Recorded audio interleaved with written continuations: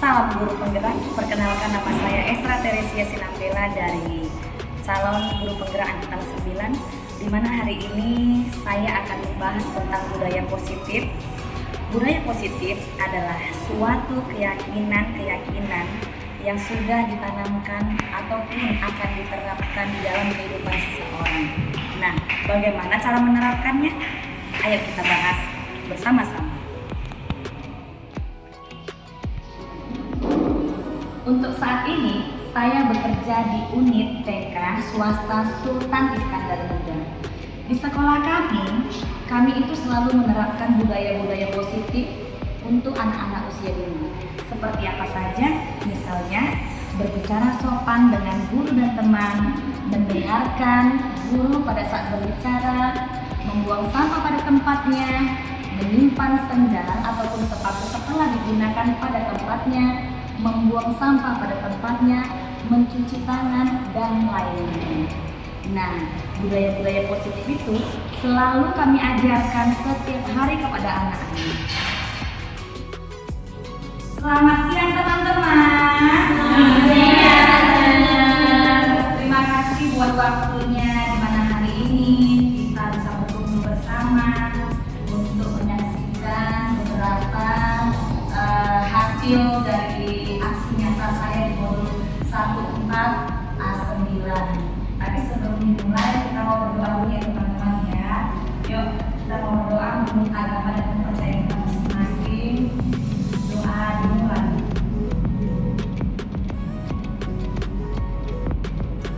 Doa selesai. Oke. Nah di sini teman-teman sebelumnya saya akan memperkenalkan diri dulu. Walaupun teman-teman sudah tahu, nama saya adalah Esra Teresia Sinambela, di mana saat ini saya sedang mengikuti program guru penggerak yaitu CDP Angkatan 9 TK swasta Sultan Iskandar Muda.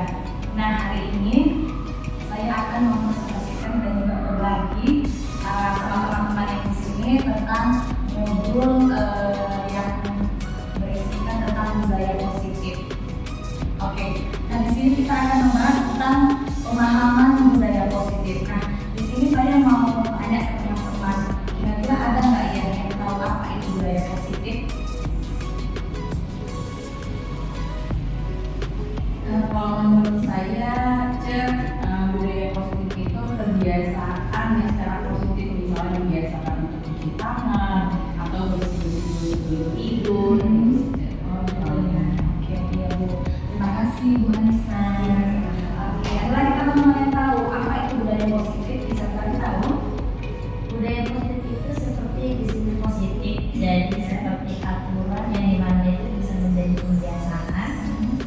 Contohnya sama seperti kalau di PAUD ya seperti memberi salam, itu kan ada aturannya, ada bagaimana sifatnya, dan itu kan komunitas harus melakukan setiap hari. Oke, terima kasih Bu Sakari. Nah iya, pasti kita tahu ya teman-teman ya apa itu budaya positif ya. Nah sebelumnya saya akan juga kasih tunjuk tentang saya selanjutnya. Nah di sini saya mengartikan bahwasanya budaya positif itu adalah nilai-nilai ataupun keyakinan-keyakinan dan kebiasaan-kebiasaan itu yang berpihak pada anak yang dapat berkembang menjadi pribadi yang kritis, penuh hormat dan bertanggung jawab. Nah menurut Dr. William Blaser, menurut Dr. William Blaser, disiplin positif itu memiliki beberapa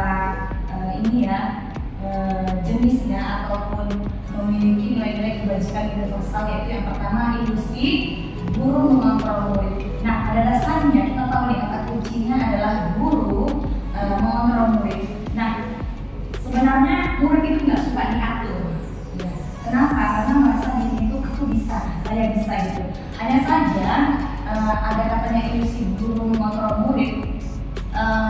Walaupun tampaknya kita sedang mengontrol perilaku murid, tapi kalau si murid itu tadi membuka dirinya untuk mau diajari, pasti kita guru itu bisa mengontrol dia. Contohnya kalau ada murid yang terlambat nih, kenapa terlambat sayang?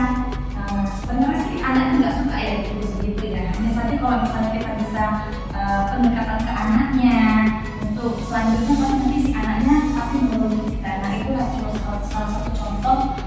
ilusi guru mengontrol murid. Nah, selanjutnya juga ada ilusi bahwa semua penguatan positif efektif dan bermanfaat. Jadi kita guru-guru bisa memberikan penguatan positif kepada anak agar apa? Supaya penguatan positif itu bisa tumbuh di dalam diri anak dan suatu saat juga bisa berkembang tanpa harus kita ingat-ingatkan kembali. Oke, selanjutnya ada juga ilusi bahwa kritik dan membuat orang merasa bersalah dapat menguatkan.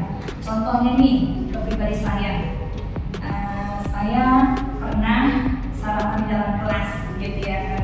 Jadi saya pernah ditegur nih sama atasan bahwasanya itu kalau kita makan di dalam kelas itu tidak baik, padahal sebenarnya saya makan itu belum ada pembelajaran, belum ada proses pembelajaran. Hanya saja itu kan masukan ataupun kritik buat saya yang menguatkan saya bahwasanya saya itu harus menjadi guru yang profesional, harus menjadi guru yang perfect di hadapan anak-anak, harus siap tempur walaupun sebenarnya makan di dalam kelas sebenarnya salah. Ya, jadi saya menarik diri saya sendiri supaya apa? Supaya masukan yang kritik ataupun kritik yang diberikan itu bisa jadi positif buat saya seperti itu. Nah, selanjutnya masuk kita ke disiplin. Disiplin itu apa ya? Ada yang tahu? Nah, apa bisa tahu? Bisa tahu? Oh, norma, aturan, iya. Ada lagi yang tahu teman-teman, disiplin itu apa? Bisa tahu? Oh, norma, aturan sama ya Bu ya. Oke, lanjut Bu Ren. Oke, nah kita bahas ya. Disiplin adalah tata tertib, teratur dan kepatuhan pada peraturan. Nah, kata disiplin di sini bisa dihubungkan dengan hukuman. Padahal itu sebenarnya itu berbeda ya, tidak sama disiplin itu dengan hukuman. Karena belajar tentang disiplin positif tidak harus memberikan hukuman. Justru itu adalah salah satu alternatif terakhir kalau kita itu kalau perlu tidak digunakan sama sekali. Istilahnya ya bahasanya gitu, bahasa simpelnya. Kita bisa mendisiplinkan orang dengan tidak menggunakan hukuman. Tapi kalau memang disiplin itu tidak bisa dilaksanakan oleh anak tadi, ya alternatif selanjutnya itu tadi hukuman, tapi bukan kita yang memberikan. Kita bisa negosiasi sama anak seperti itu. Oke, lanjut dulu. Nah, di sini kita mau membahas tentang motivasi perilaku manusia.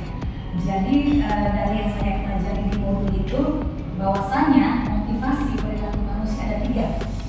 Nah, yang pertama adalah untuk menghindari ketidaknyamanan atau hukuman. Jadi manusia itu alasannya supaya saya tidak kena tegur, alasan saya supaya tidak kena marah. Jadi kita lihat ya untuk menghindari ketidaknyamanan atau hukuman. Nah, kalau saya melakukan suatu kesalahan, pasti saya dihukum gitu ya kan. Jadi dia adalah nggak usah melakukan hukuman, nggak usah melakukan kesalahan biar nggak dihukuman. Itu yang pertama. Terus yang kedua, untuk mendapatkan imbalan atau penghargaan dari orang lain. Nah, kalau itu contohnya bisa jadi saya cepat setiap hari datang lah, cepat datang jam 6:30 datang, terus selfie di handphone dia mau kaset atau kita sekolah bisa lihat soalnya cepat datang. Terus saya dipuji, wah cepat ya datangnya ya, seperti itu ya dari motivasinya tadi. Terus yang ketiga, untuk menjadi orang yang mereka inginkan dan menghargai diri sendiri dengan nilai-nilai yang mereka percaya. Jadi yang ketiga ini sangat positif banget ya teman-teman. Jadi yang ketiga ini dia diharapkan dia melakukan sesuatu supaya memang benar-benar yang dari dalam diri dia yang dilakukan, memang keinginan dari diri dia seperti itu. Lanjut. Nah, kita lanjut ke 5 kebutuhan dasar manusia. 5 kebutuhan dasar manusia itu yang pertama ada bertahan hidup, apa saja itu mencakupi makanan, kesehatan dan rumah. Yang kedua adalah kebutuhan untuk merasa diterima, lalu kebutuhan akan kebebasan, terus kebutuhan akan kesenangan dan kebutuhan akan penguasaan. Nah, di sini kenapa dibilang kebutuhan dasar manusia? Dasar yang utama gitu.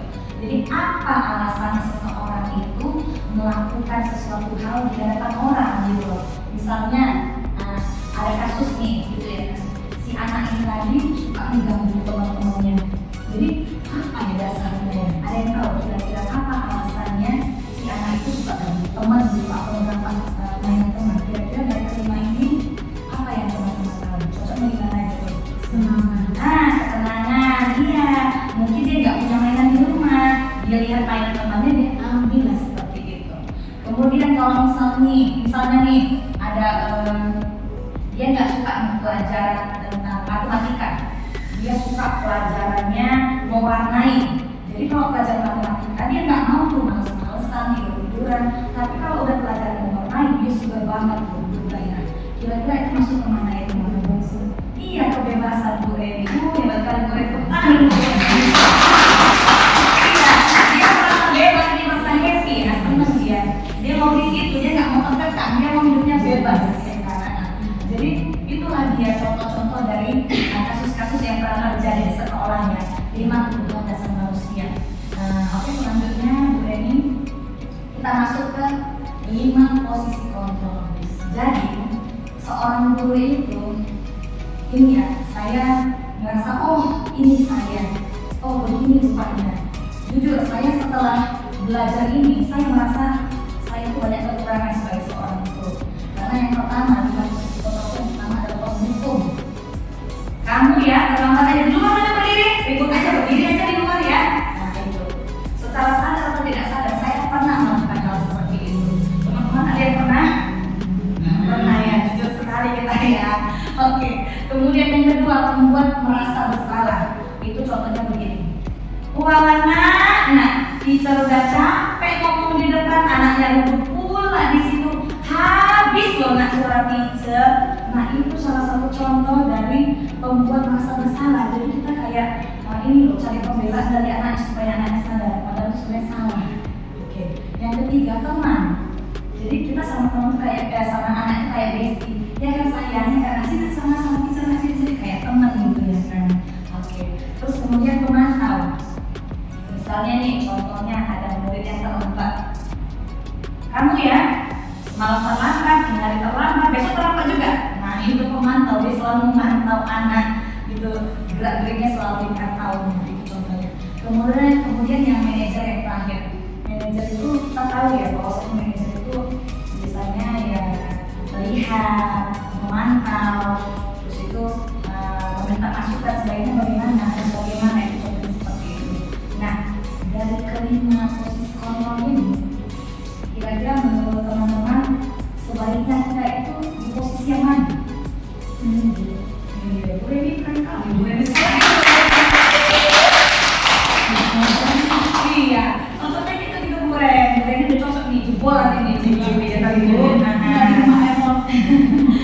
Iya, kita memang seharusnya di posisi manajer. Jadi manajer itu ya include lah semua di situ ya kan.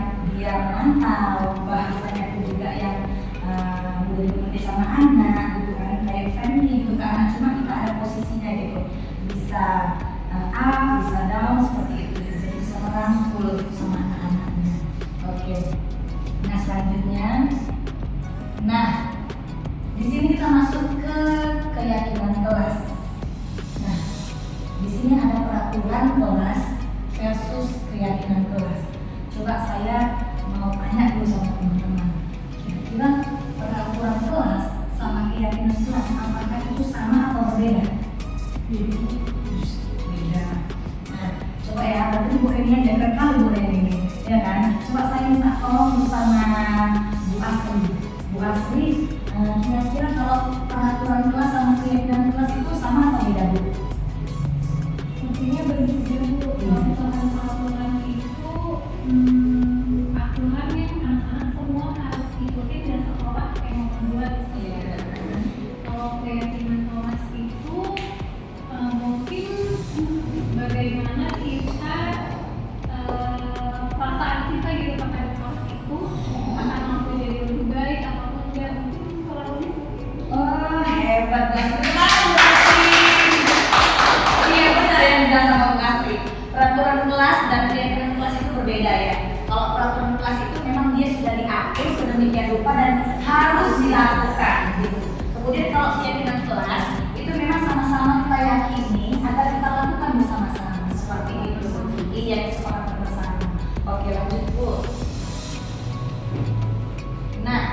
sini saya mau bahas tentang keyakinan kelas. Jadi kalau keyakinan kelas itu dia bersifat lebih abstrak daripada peraturan yang lebih rinci dan konkret. Jadi tidak lebih simple, tapi dia memang ada di sini. Oke, kemudian keyakinan kelas itu berupa pertanyaan-pertanyaan universal. Pernyataan keyakinan kelas biasa dibuat dalam bentuk positif. Jadi keyakinan kelas itu enggak berlari, misalnya tidak berlari, nggak menggunakan kata negatif, dia harus menggunakan kata positif. Kemudian keyakinan kelas juga tidak terlalu banyak sehingga mudah diingat dan dipahami oleh semua warga kelas. Jadi dia simple dan padat. Selanjutnya keyakinan kelas sebaiknya itu sesuatu yang dapat diterapkan di lingkungan. Jadi yang memang benar-benar keseharian yang mau kita lakukan sama anak-anak lah gitu ya. Lalu semua warga kelas sebenarnya ikut berkontribusi dalam pembuatan keyakinan kelas lewat kegiatan curah pendapat. Seperti yang dibahas sama Bu Astrid, keyakinan bersama-sama, ditentukan bersama-sama dan dilakukan bersama-sama, ya kan Bu? Oke. Nah kemudian bersedia meninjau kembali keyakinan kelas dari waktu ke waktu. Jadi keyakinan kelas ini nggak mesti kita buat sekarang, terus selamanya itu kita pakai, nggak mesti ya. Jadi itu kita harus kayak ada revisi. Nah kira-kira udah kita jalani seminggu misalnya nih keyakinan kelasnya. Terus kira-kira ada yang keberatan ataupun ada yang mau ditambahkan ataupun ada yang mau dikurangi, itu bisa direvisi untuk dijalani kembali. Nah itu dia tentang keyakinan kelas. Oke. Nah contohnya di sini ada keyakinan kelas di mana yang pertama mendengarkan guru dan teman saat berbicara. Lalu menjaga ketertiban kelas, Lisa lihat sampah ambil lalu dibuang ke tempat sampah. Dan yang terakhir permisi jika ingin ke toilet. Nah dari contoh-contoh keyakinan kelas ini saya menggunakan kata-kata negatif, kata-kata positif ya, tidak menggunakan kata-kata negatif. Kenapa? Biasanya kalau kita menggunakan kata tidak, malah itu yang dilakukan. Jadi kita harus menggunakan kata-kata positif. Oke, selanjutnya Bu Reni. Nah kita masuk ke segitiga restitusi. Segitiga restitusi ini adalah sebuah perbuatan ataupun perlakuan yang dia kegunaannya adalah untuk menyelesaikan masalah. Apa saja itu? Yang pertama adalah validasi tindakan yang salah. Yang kemudian menstabilkan identitas dan yang terakhir adalah menanyakan keyakinan. Nah, jadi segitiga restitusi ini kegunaannya adalah jikalau suatu hari ataupun di sebuah kelas ataupun di mana kita berada, kita melihat kondisi-kondisi yang tidak bagus. Jadi kita nggak mesti kamu salah ya berkata-kata kamu ya, kamu yang nggak bawa botol minum ya tiap hari nggak bawa botol minum, nggak langsung kayak gitu. Kita harus langsung menggunakan segitiga restitusi ini dulu. Yang pertama adalah validasi tindakan yang salah, lalu menggunakan menstabilkan identitas dan yang terakhir menanyakan keyakinan. Lanjut Bu Den. Nah di sini segitiga restitusi misalnya menstabilkan identitas. Jadi ada nih, jangankan anak-anak ya, jangankan orang dewasa, anak-anak aja. Kalau misalnya kita tanya kenapa terlambat ataupun kenapa pukul teman, pasti dia ada tuh yang nggak mau jawab. Dia merasa jangan jawab lah, nanti aku dimarahin teacher, pasti ada tuh. Jadi kalau misalnya kita tanya kenapa kamu pukul teman, kalau dia diam, terus kita bisa bilang gitu loh teman-teman, berbuat salah itu manusiawi. Tidak ada manusia yang salah, nah. Tidak ada manusia yang salah, tidak ada manusia yang benar. Lalu Bapak Ibu juga pernah berbuat salah, jadi kita tarik ke diri kita. Nah, anaknya boleh ngomong jujur. Manusia itu tidak ada yang sempurna. Teacher belum pernah berbuat salah. Nah, kira-kira tadi kamu ngapain? Kenapa? Kok temannya udah bisa nangis gitu? Tanya pertanyaan romantis yang bisa memulai dia untuk berjujur. Itu dia menstabilkan identitas. Kemudian yang kedua, validasi tindakan yang salah. Nah, tadi kan pertanyaannya nih, kasusnya nih, dia pukul teman sehingga temannya menangis. Kita tanya, nah berbuat salah itu hal yang biasa, hal yang manusiawi. Teacher juga pernah berbuat salah. Kenapa pukul temannya? Kemudian bisa dijawab, ini teacher, tadi saya mau pinjam mainan nih, tapi dia kasih saya pukul lah ya teacher. Nah pasti itu jawaban anaknya. Jadi itulah tadi kan saya bilang, kamu pasti punya alasan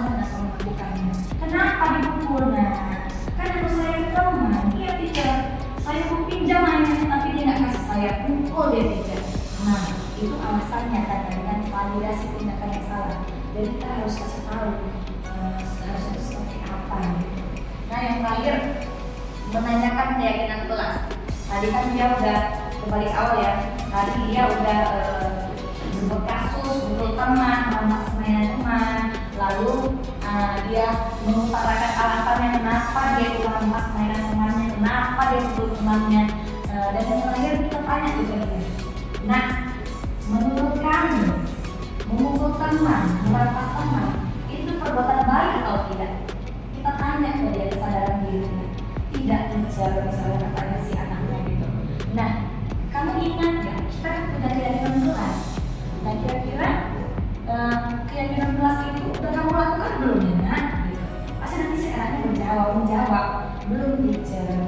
Nah, kalau belum ataupun yang kamu lakukan itu adalah salah, apa sih yang harus kamu lakukan? Nah, jadi anaknya kira-kira jawab apa ya? Iya minta maaf teacher. Nah seperti itu. Nah jadi inilah salah satu trik-trik segitiga restitusi yang semestinya dan seharusnya harus kita lakukan di lingkungan kelas, di lingkungan sekolah ataupun dimanapun kita sedang berada seperti itu. Enggak mesti hanya di kelas atau di sekolah ya, di rumah juga boleh ataupun dimanapun juga boleh. Lanjut kan?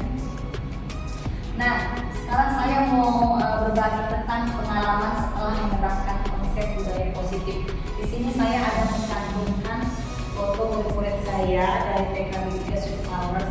Jadi kami sudah membuat keyakinan kelas ya, dimana kalau keyakinan kelas itu ketika guru berbicara ataupun teman sedang berbicara, anaknya harus tertib mendengarkan.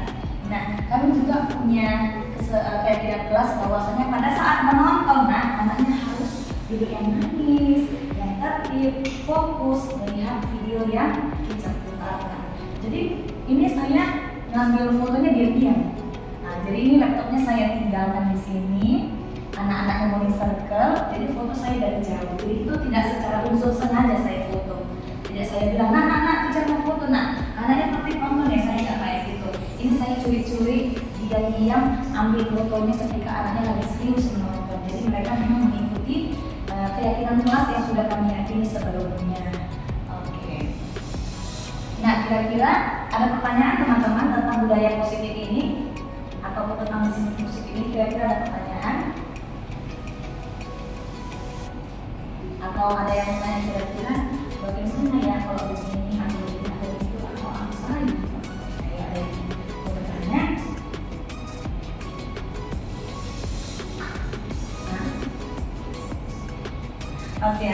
Oke, memang disiplin positif ini sebenarnya hal yang mudah ya. Hanya saja pada saat penerapannya yang agak sedikit sulit ya. Kenapa dia? Karena memang harus menggunakan kata-kata yang positif, kemudian juga harus konsisten. Jangan ini hari harus dilakukan, besok tidak, besok dilakukan, besok tidak. Jadi memang kata kuncinya budaya positif atau disiplin positif ini harus bermula dari diri kita dulu.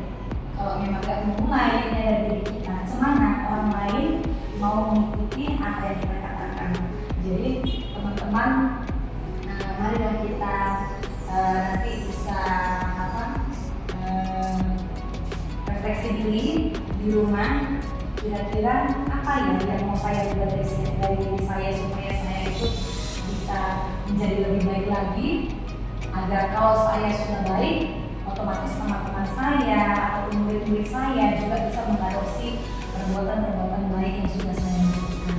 Kira-kira seperti itu. Ingat ya teman-teman ya, satu-satu kita ketahui bahwa disiplin positif ini harus menggunakan kata-kata yang positif, dimulai dari diri kita sendiri dan harus konsisten dilakukan agar hasilnya juga berbuah manis. Oke.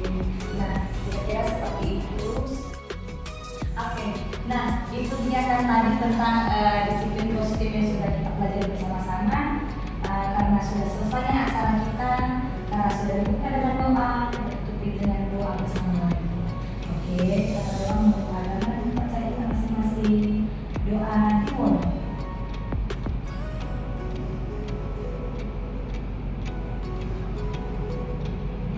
Doa selesai. Oke, terima kasih teman-teman untuk waktunya. Terima kasih.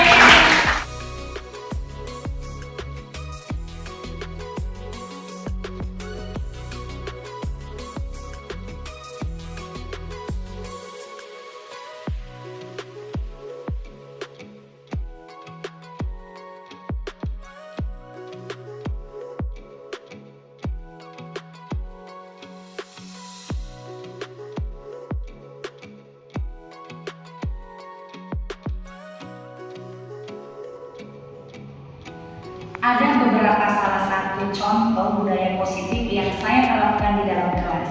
Contohnya, mendengarkan teman dan guru pada saat berbicara. Nah, di sini saya akan menunjukkan situasi kelas saya di mana pada saat saya memutarkan sebuah video atau film melalui alat media elektronik yaitu laptop, anak-anak sudah terbiasa untuk duduk tertib dan melihat video dengan baik. Hai. Halo.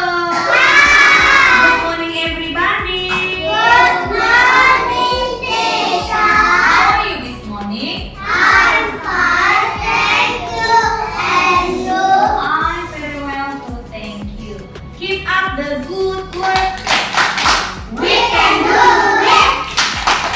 We can do it. Yes. Okay, now we are going to pray. Doa lintas agama. Ayo William stand up. Sering.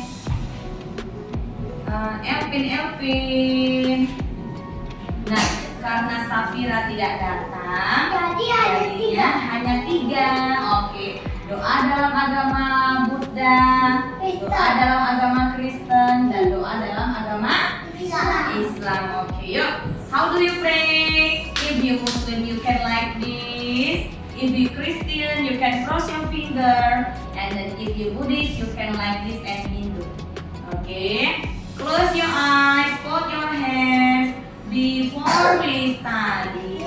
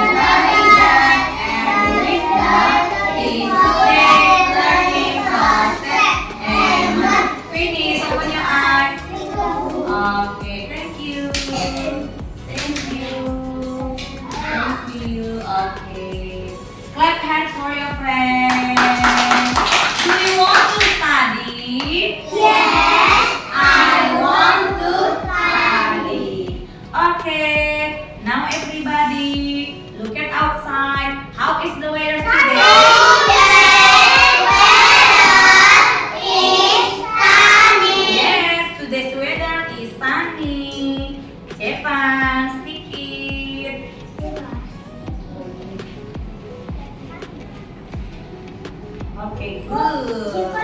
What day is today? Today is Monday. Very good. Yes, take it. What day is today? Today is Monday. like that. Thank you. Sit down, sayang. Okay. Now look at your friends. Who's not come to school? Okay, wait. Lihat ya. Michelle tambah sedikit.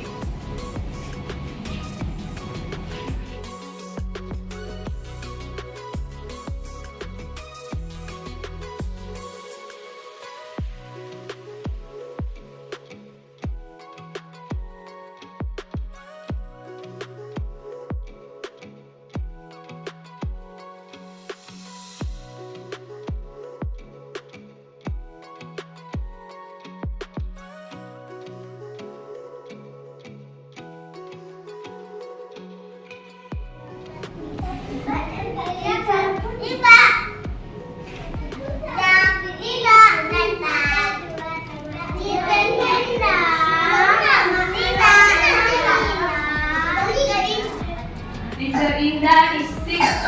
Okay, thank you bisa tambah. Okay, now we are going to sing together. Kita mau bernyanyi. Make your happy.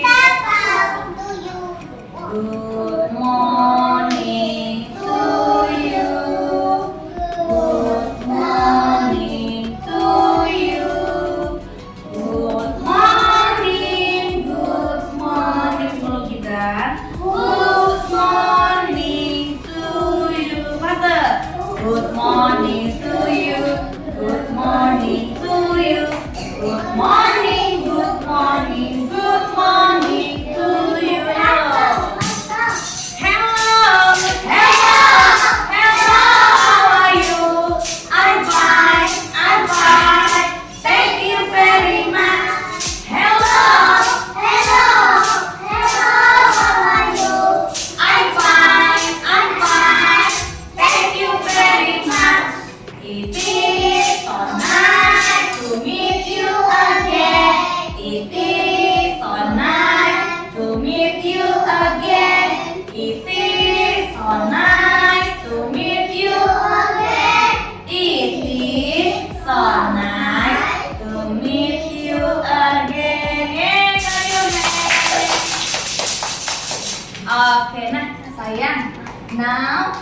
are going to brain gym, but before we brain gym, I want to no. Kita mau ini nak. Keyakinan kelas ya nak, keyakinan kelas. Nah, keyakinan kelas kita yang pertama adalah yes, berbicara sopan dengan guru dan teman-teman. Kemudian iya, duduk dengan tertib. Kemudian iya, permisi saat mau ke toilet. Kemudian yes, lihat sampah, ambil dan buang. Yang terakhir iya, mendengarkan teacher dan teman saat berbicara. Nah, sekarang teacher boleh bicara nggak? Boleh. Oke, terima kasih ya sudah memberikan kesempatan teacher berbicara. Nah, hari ini kan saya teacher mau kasih nonton video sama anaknya. Siapa yang mau nonton video? Tapi ada syaratnya. Apa teacher syaratnya? Sesuai dengan keyakinan kelas kita. Kalau teacher lagi bicara, anaknya diam dan mendengar sama. Nanti kalau videonya hidup, anaknya mau nonton boleh ikut.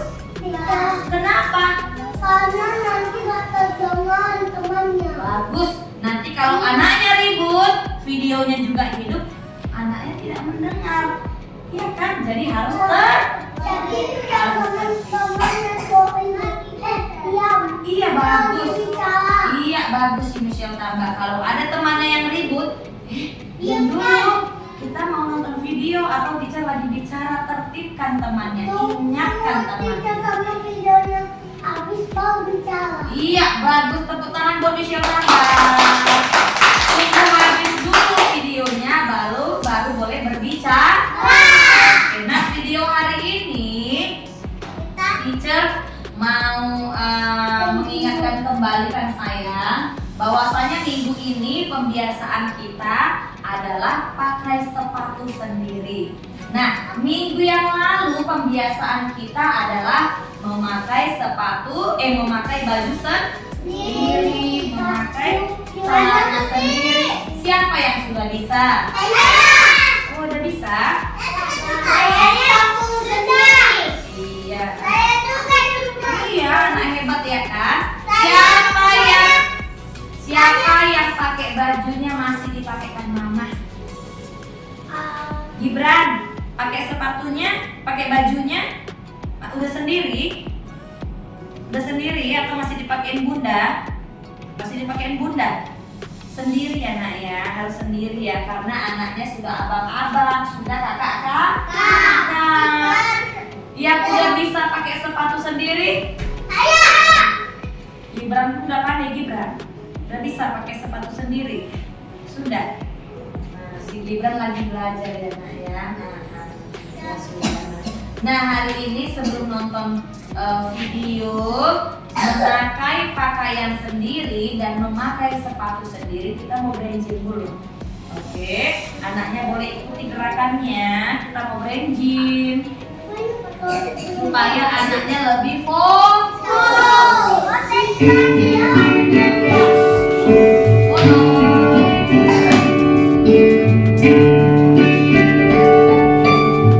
ya.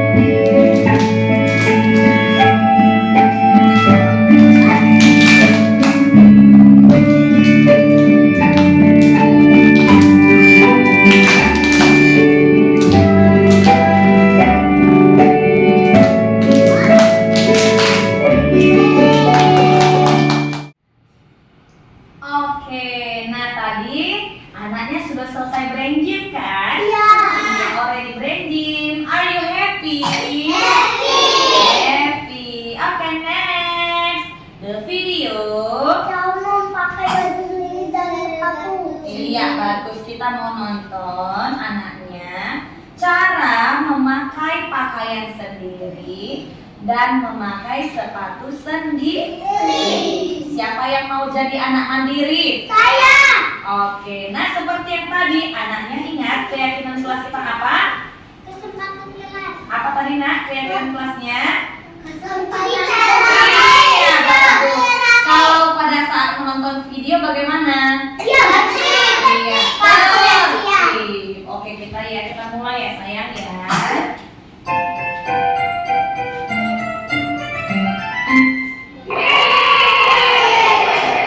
Halo sahabat Bloom, bagaimana kabarmu hari ini? Kali ini Bloom bersama Tony akan mengajak kalian untuk belajar menggunakan pakaian sendiri dan sepatu sendiri. Menggunakan pakaian dan sepatu sendiri. Setelah selesai mandi, Tony menuju ke kamar untuk menggunakan pakaian.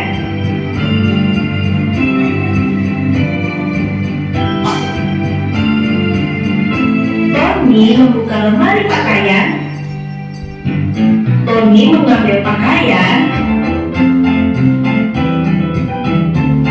Tony meletakkannya di tempat tidur.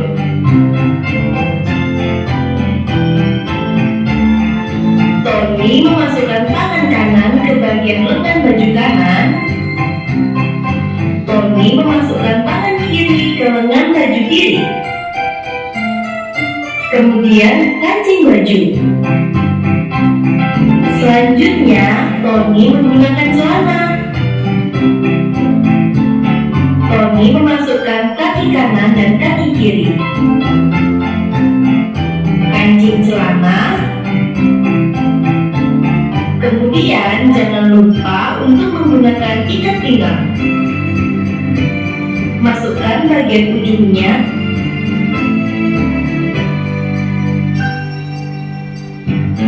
Keringkan lubang celana. Kemudian letakkan. Selesai. Setelah menggunakan pakaian dengan baik, sekarang Tony akan menggunakan sepatu. Ambil sepatu yang ada di rak sepatu. Kemudian pakai kaos kaki sebelah kanan dan kiri.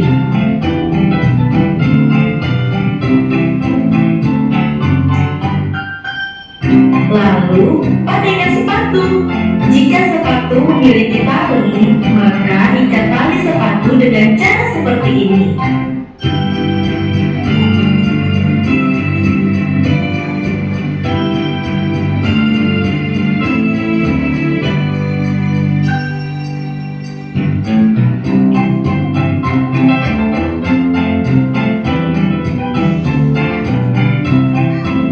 Nah, selesai adik-adik cara menggunakan pakaian dan sepatu sendiri. Sekarang kita sudah siap untuk sekolah. Nah, itu dia adik-adik cara memakai pakaian dan sepatu sendiri. Sampai jumpa di video selanjutnya ya. Oke.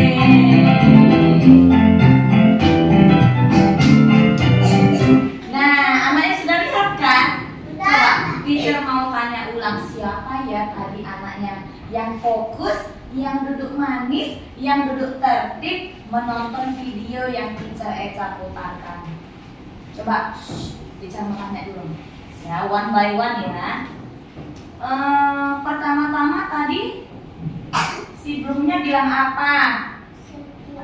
Selesai mandi pakai baju. Bagus, setelah selesai mandi pakai Baju.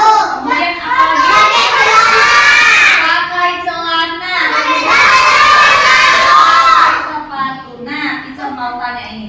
Kalau pakai bajunya bagaimana tadi dia?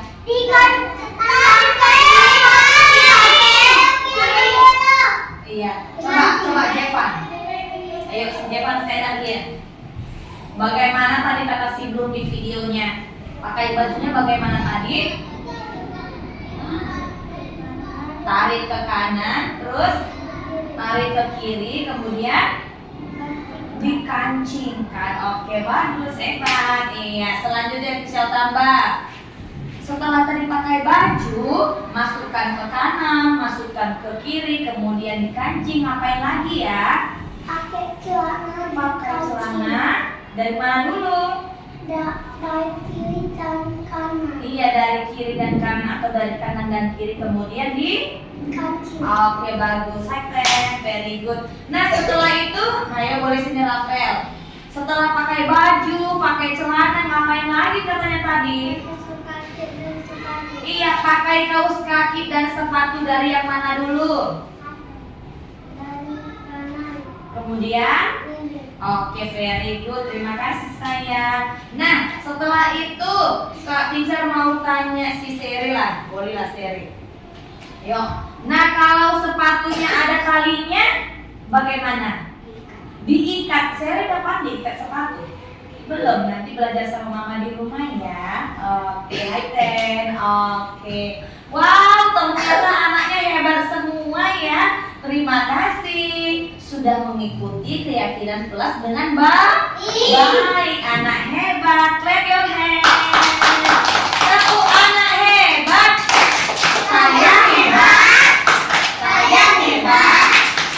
Oke deh. Anaknya dapat tepuk es krim. Tepuk es krim. Ting tong. Ting tong. Tepuk sate. Kipas kipas. Kipas kipas.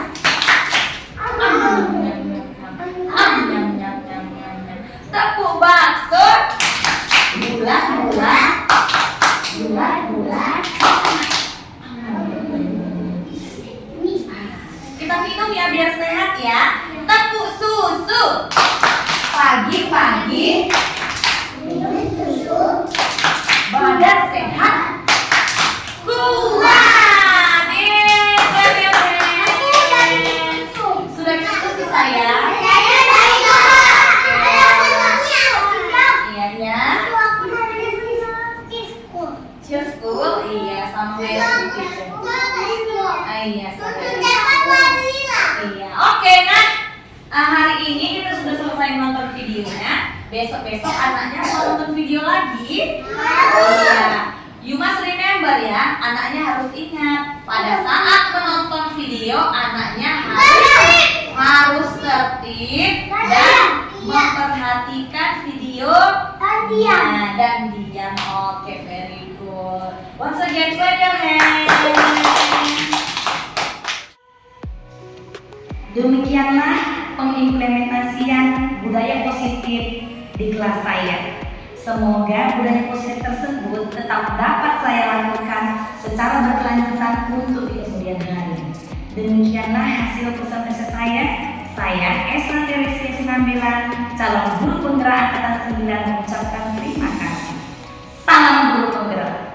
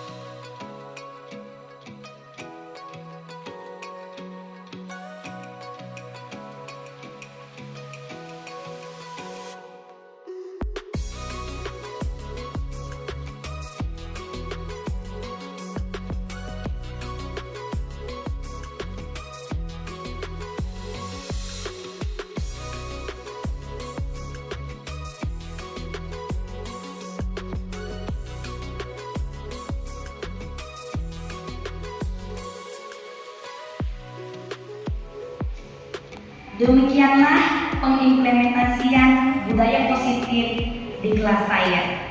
Semoga budaya positif tersebut tetap dapat saya lakukan secara berkelanjutan untuk di kemudian hari. Demikianlah hasil presentasi saya. Saya Esa Teresia Sinambela, calon guru penggerak angkatan 9, mengucapkan